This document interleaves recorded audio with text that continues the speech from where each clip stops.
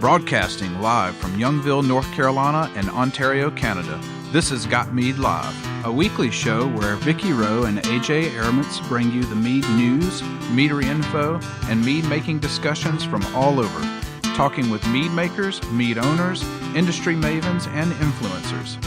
This is Got Mead Live, a weekly podcast about mead and the people who love it and where the mead world is going. And now here are your hosts, Got Mead owner Vicky Rowe and mead and wine maker AJ Airmans.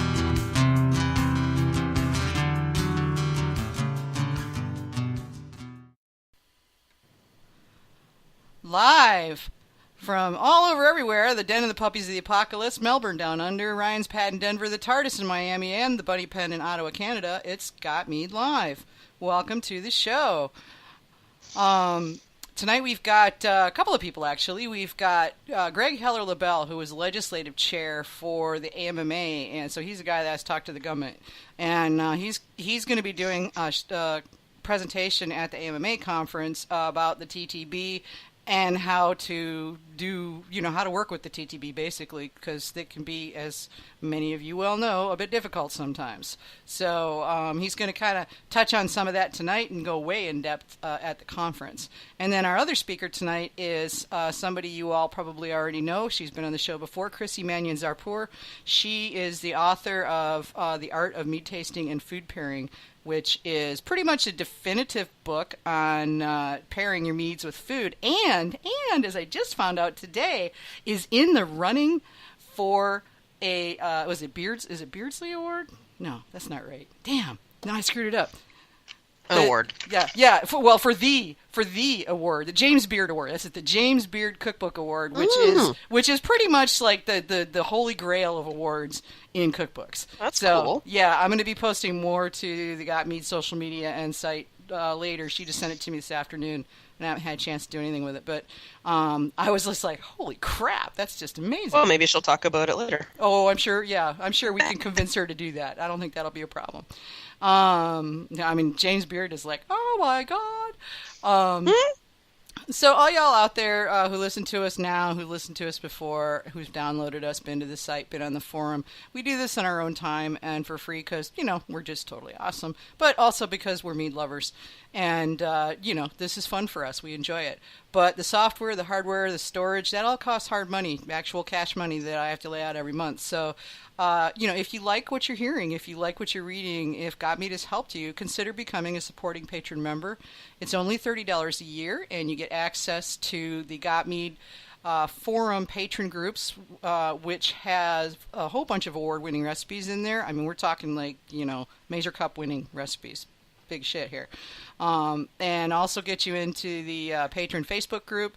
And basically, you're looking at $30 a year, 50 cents a week, and you're helping to support Got Mead and all that Got Mead is trying to do here. So we hope that you'll consider doing that. It certainly helps us, and it'll probably help you, if you spend any time on Got Mead researching making mead. And I wanted to say thanks to the people who signed up last week and the week before that. We really appreciate it. We really do. I'm going to get through this intro stuff, then I'm going to let you guys talk. My voice is my throat closes up after a bit. I did say government, yes. I did it on purpose, too. So you can listen to us live on the Got Mead website, obviously, or if you're wanting to listen to it later, you can download us on iTunes, SoundCloud, Stitcher, and TuneIn, and just search Got Mead Live. Replays go back to the beginning of the show on all those places, as well as on gotmead.com as well. You can find us online at, of course, gotmead.com. And Facebook, our Facebook page is facebook.com/gotmead. Our group is facebook.com/groups/gotmead. Twitter is @gotmeadnow. Feel free to tweet us. I'm usually watching during the show, and I try to get to them as quick as I can. If you want to send us a question, just go put your mouse over the Got Mead Live radio show on gotmead.com, and there'll be a drop down there where you can send us questions. And of course, if you want to call in, and if Skype is behaving that day, which there's no guarantee of that with these new versions that they've got out, you can call in at 803-443-MEAD. That's 803-443-6323. Sounds like Hamish just got some background noise there. So, what are you drinking, AJ? AJ? Hello? Oh. I hate AJ, Skype. what's happened? Where are you? Yeah, I don't know. hate Skype. We lost AJ there for a second, but she's back now. So, what you Yeah, drink? it froze, so I couldn't unmute myself. Oh, Yeah. Anyway, so yeah, it's round 2 of that lovely blackcurrant Malamel from Monroe's. I'm really enjoying this, and even my husband likes it. you know you got it when the husband likes it. And he doesn't really go for, a lot of meads and wines. Yeah, John's pretty picky too. He basically just says, yeah, no, so I have to really be going on, oh my God, this is so amazing for him to even try it. Well, my forget about trying stuff. It's just he doesn't like a lot of it. Like he's like, ooh, that's sour. Ooh, that's bitter. Or, that's interesting. But this one he actually thought was good. So that's nice. Current meads are good. Ooh, I got an email from a guy, and I'll have to send you the stuff on it. He's got a currant farm. Apparently, they just started allowing currant farms, and I believe he's in New York State. So he may not be all that far from you. There was a big thing about blackcurrant a couple of years ago where they all got a disease, and it was something to do with pine trees, I think. And so blackcurrants have been rather unpopular in the States for a while, and they're only just starting to make a comeback, from what I understand. But I don't think he had the same problem here. As far as I know, it didn't come across the border. So whatever it was, I think needed slightly warmer climates. Okay. So. Yeah, this guy said that that's basically what you said. He didn't go into details about disease, whatnot, but he said that they only just recently started allowing them. And I was just, he was emailing to see if he could advertise on Got Meat, and I was like, well, yeah, of course you can, So I'll have to dig up the email and send you over the info. I don't know how close he is to where you are. Yeah, that's one thing I've always been interested in is how on earth do you harvest currants in some sensible manner? Aren't they like on bushes? Yeah, I've got a friend who's got a red currant tree, and it's taller than I am, but typically they're about 3 feet tall, maybe 5 feet tall. And you kind of have to strip them, they make little bunches like clusters like grapevines, but that's the size of your finger, and each one's the size of peas, so it takes a very long time to get a good number of them, and I don't know if there's any way of making that go faster without hurting the plant, so... Yeah, however, that's probably a topic for another episode. Yeah. The chat is going on about Carvin's barbecues. Not surprisingly. Excuse me. I thought Bobby was asking if Carvin could talk about making barbecue mead. I was thinking that's an interesting idea. I know there's been some mead. I wanted to know where he was coming from. Yeah, no, I think it's just because Carvin keeps posting pictures of all this scrumptious barbecue on his feed, and well, there's nothing saying we can't do some spin-off mead stuff. Well, I think what we have maybe get Carvin on to talk about what barbecue to pair with which kinds of meats. That might be fun. Okay. Carvin on barbecue and meat. I'm pretty sure Carvin could rise to the occasion for that. I don't see a problem with it. Yeah, how to collaborate with Chrissie. How to make barbecue that goes with your meat. There you go, yeah. Mm. How to make great barbecue sauce that incorporates meat. All kinds of fun we can have with that. I've always found that the things that paired best with mead were things that I put meat in while I was cooking. Yeah, I like cooking with meat. I'll tell you what, you want to make some incredible gravy? Yeah. Throw some meat in there when you're thickening it. Oh my gosh, it's so good. See, AJ, Chrissie will tell you, or will tell us probably today, that's when you're making associative flavors, or I forget the word she uses for it.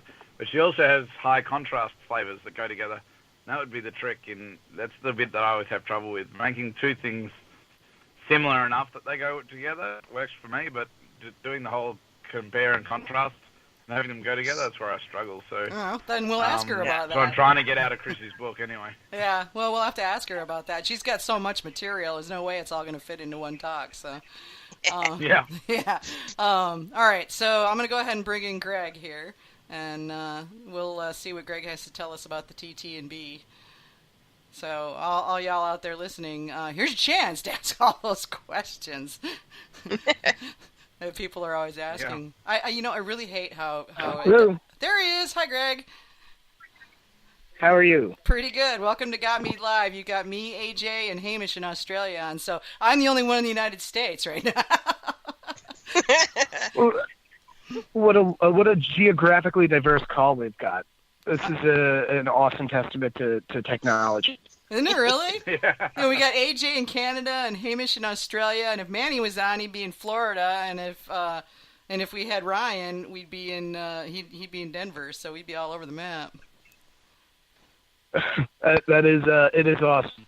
It is, yeah. It's a bit of a job though with the time zone change, especially for Hamish because it's tomorrow, middle of his workday for him. Yeah. Oh, you know, we so I'm going to be a real big nerd for a second here. While a friend of mine was deployed in Afghanistan, we all decided to do something we hadn't done in about 10 years, which is get a Dungeons and Dragons game online. And so we had a guy in Seattle, a guy in Chicago. I was on the East Coast, and a dude in Afghanistan, all playing online this game we hadn't played in like 15 years. Oh my God! It really is a great world. That's a total nerdy use of technology right there. I have to hand it to you. That's pretty damn nerdy. I mean, if I can't drop that on a Mead podcast, you know, where can I know, right? Well, especially since I still play tabletop with dice and everything. So. Yeah. Yeah. I haven't played tabletop D&D for a while, but I get sucked into D&D style video games now and again, and I do play other board games that are just weird and strange. So. Yeah, I mean the role any tabletop game, anything. It's like they've got all the rules in there, and all you need is internet access, and you can unite people from around the world to do complete waste of time. Presuming your crap top will actually run the programs, because mine decided it didn't want to. Yeah. Yeah. We had some problems with the Afghanistan internet. I'm not going to lie. Yeah, I imagine the Wi-Fi there is maybe just a little bit sketchy. a little spotty. Yeah. Not surprising, really. Mm-hmm.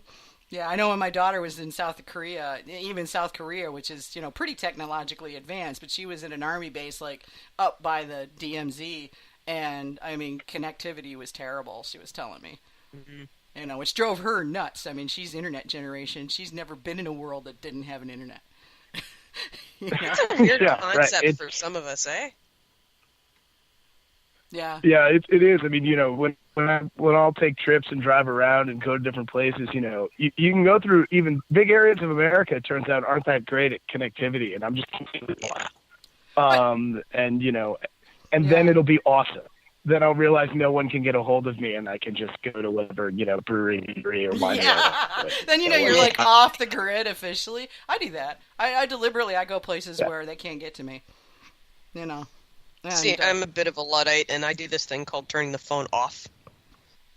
What? Yeah, I'm not familiar with that. How does that work? How does that work? Yeah. It depends on the phone, but sometimes you got to pop the battery case. You can say you can turn them. You can turn them off. Oh my God, I had no idea. Really? Or there's the other rule. You can leave the house. I'm not sure that's standard on them. Yeah, I don't think mine does that. I have an iPhone. You can't take the battery out. They did that on purpose. Yeah. You can well, that way you need a new phone when your battery. It takes too long to turn it back on, so it's not worth the effort. Yeah, yeah, exactly. So just leave it on, keep it plugged in. It's all good, Anyway, so Mead, yeah, we're here to talk about Mead, yeah. Oh yeah. So for those of you who don't know Greg is owner of the Colony Meadery. And Greg, remind me again where you guys are from. I get all mixed up as to where everybody is. We're in Allentown, Pennsylvania, which is in the Lehigh Valley, about an hour north of Philadelphia. Okay, great. So any of you people in Eastern PA, Colony Meadery, I've had their mead. It's pretty damn awesome. You really want to try it, you should be going there. And Greg is also, in addition to owning a really kick-butt meadery, is also the legislative chair